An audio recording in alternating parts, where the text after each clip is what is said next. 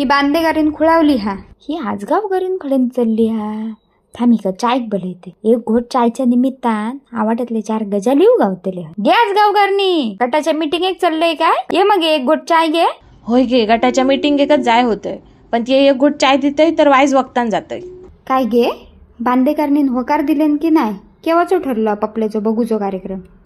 काय बाय सांगतलंय तुका. आता बांदेकरनी पुढे बाय कोणाचं शानपान नाही, ठराच्या आधीच मोडला. कित्याक गे सुप्रियान काय आपलं आपण बघल्यान की काय. नाही गे, पण ह्या बांदेकरणीनच नानाटो लायल्यान. बांदेकरणीन पण गावाकडचं असं म्हणून नाही बोलली की काय पपल्या. अगे त्यांका हयचीच सोयरीगत होई होती.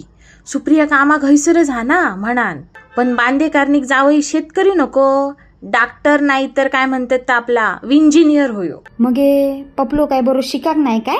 कॉलेजात तरी गेलो आम्हा.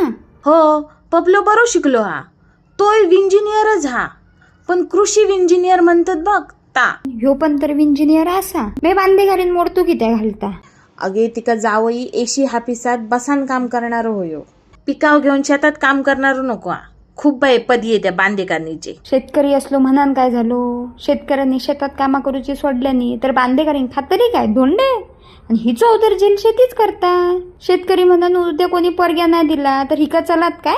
आणि पपल्याची काय आमच्या फक्त शेती नाही होती, शेती वांगड्या 4 जोड धंदे होते. हे बांदेकरीन काय टकलेर पडली हा काय. काय आजची परिस्थिती बघता उद्या भविष्यात 2 गाडी बनवणारे इंजिनियर कमी झाले तरी चालत, पण नांगर चालवणारे एक शेतकरी पण कमी जाता नाही.